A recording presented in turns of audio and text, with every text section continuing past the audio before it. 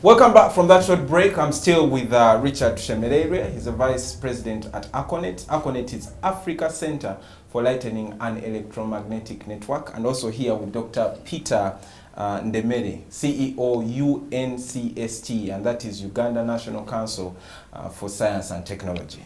Gentlemen, I'd like to now get away from the conversation about the myth, and let's get into conversation about now protecting myself, protecting my property, protecting my family. Richard, what should I do now that I know that it's not witchcraft, it's not none of those misinformation? What can I do to protect myself and family? Lightning as a hazard is protected by a number of measures. That includes the actual protection on buildings and other structures like vehicles, like tents and stadia. But it also includes behavioral change or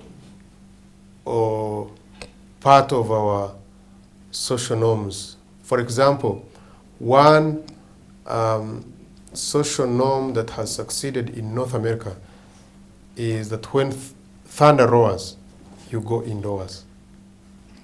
It's a common catchphrase that is used by lightning protection people. When thunder roars, go indoors. So when it becomes a standard behavior, it saves so many lives, because you should run away from the open air to inside a house or a car or any structure so that you reduce on the risk. Now, when we come to structures, how should they be protected? It is very, very important that the kind of protection that is put on houses and other structures is standard. And there has been a lot of controversy on the standards of lightning protection, a lot of it.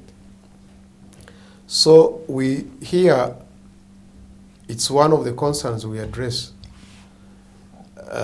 We have realized that the controversy has increased the risk, and therefore we have decided to preach, to popularize the internationally accepted standard, IEC 62305. That is the short code for International Electrotechnical Commission. IEC stands for International Electrotechnical Commission.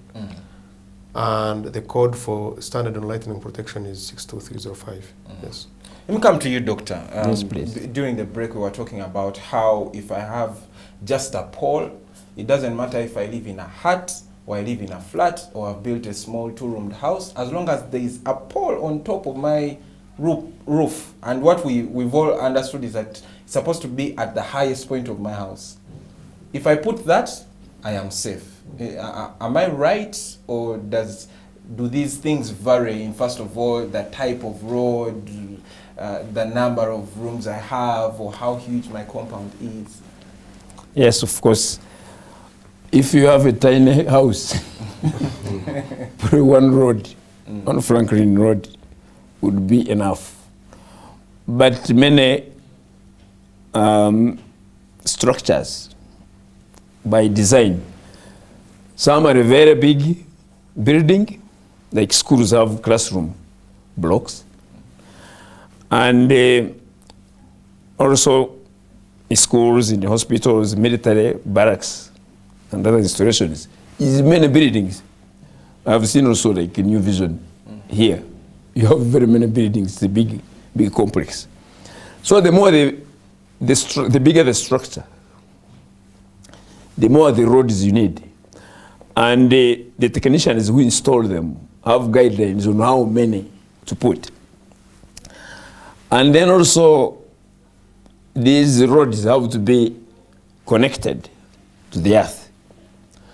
So there must be the arrestor, the rod which you put on the roof, or several of them, and also a conductor conductors transmit the charge when it gets through the rod, and also to earthing equipment put within the ground to transmit the charge to the earth.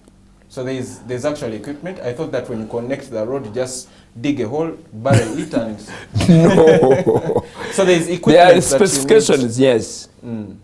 For the conductor, you have seen them, I think, on the walls of buildings. Yes. I think men are made from copper.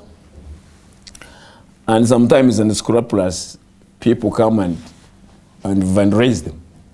So you find you have a road and you think you are very safe.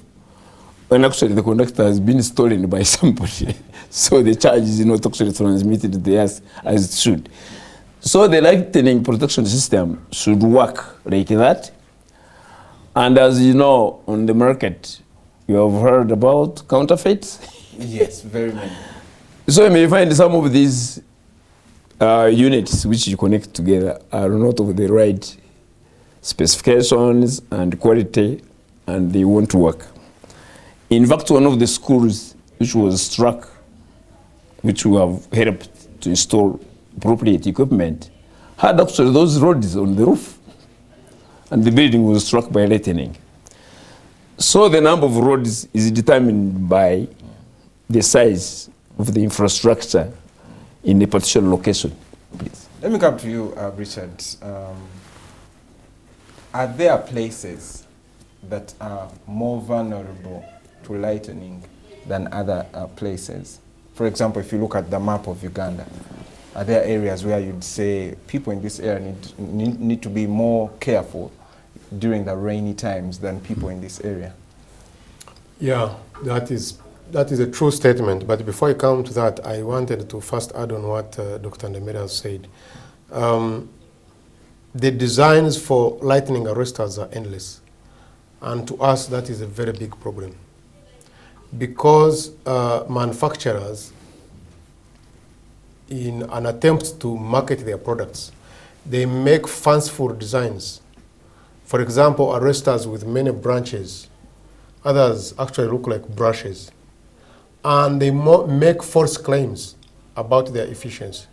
And they go a step further and they use those false claims to shortchange the standard specification. For example, most of those branched arresters, their manufacturers claim that because they are more efficient than the single rod, then they would have a bigger diameter of protection, or a bigger radius of protection. And so a house which would normally have 2 or 3 arresters according to the standard specification, they would just put there 1 arrestor. And with many branches. With many branches. And they do not reduce the risk enough as the standard would have specified. In other words, they do not protect appropriately or to the standard. That's why he already told you that some schools which had such kind of protection actually got struck with lightning, and they lost the lives of children and property was destroyed. So it is a very dangerous trend that our market, the African market, is flooded with products which are not standard code compliant. That should be emphasized. So if in your recommendation, what is that product that you'd recommend for Ugandans to look out for and say, this is what you need to look out for if you're buying this equipment?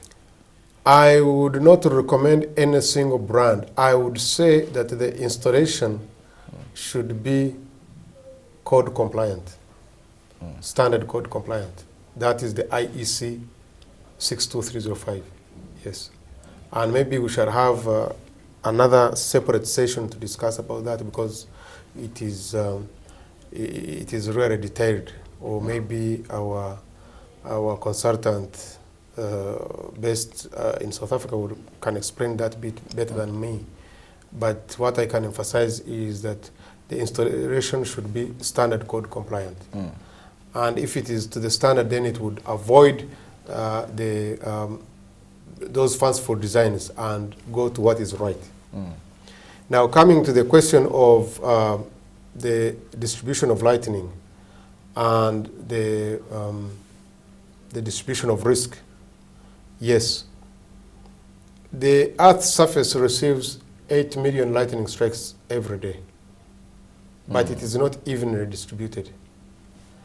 Now, in our most recent newspaper put out, we did not indicate the map of lightning density, but in the next insert we shall indicate that. And when we come to that, you will see that, for example, in Uganda, the area over Lake Victoria has the highest lightning density, followed by some parts of northern Uganda, and then eastern Uganda, and west. So, though it is random, but over a long period, it shows a certain pattern. Yeah. So some areas have higher risk than others because of the lightning density. So chances of getting hit increase, for example, if you move on Lake Victoria. Yes. All right, thank you very much. Of course, this conversation can go on and on. I'd love to learn more about lightning, and I hope that we can have another special production for this particular purpose. Thank you very much, Richard, and thank you very much, Doctor, for sparing some time and coming to educate the public about this particular issue. I have very many questions I would ask, but I guess, like he said, we shall have another pull-out in the new vision. By the way, buy yourself a copy of the new vision. These guys have decided to partner together and the new vision to make sure that you're informed about lightning, what you should buy, what information is out there, how true it is, and how to protect yourself, your family, and your property against lightning. Until the next time, I am Willis Daly, and stay watching Urban TV.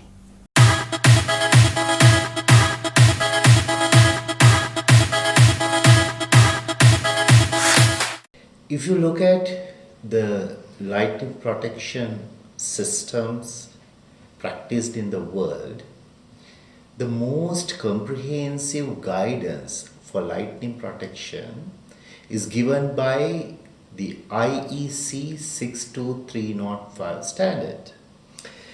Now, this standard has 4 parts.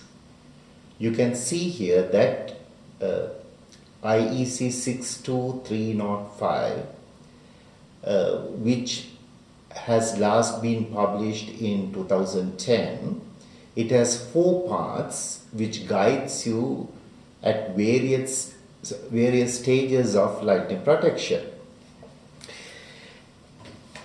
Now, these IEC standards will give you the recommendation on whether you need lightning protection. This is very important because you need to do a risk assessment and decide whether actually you need lightning protection for your system. Sometimes you may not need lightning protection. When you do not work out the risk assessment, one issue that you may face is that you may fall to the prey of lightning protection vendors who will sell you lightning protection whether it is needed or not.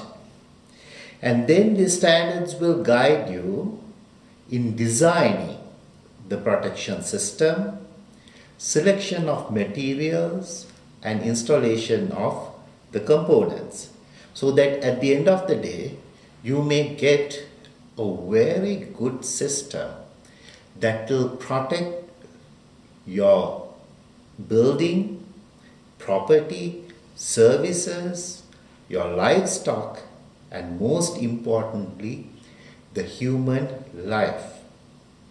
But unfortunately, in almost all other countries in African continent, people do not practice any standard recognized in the world.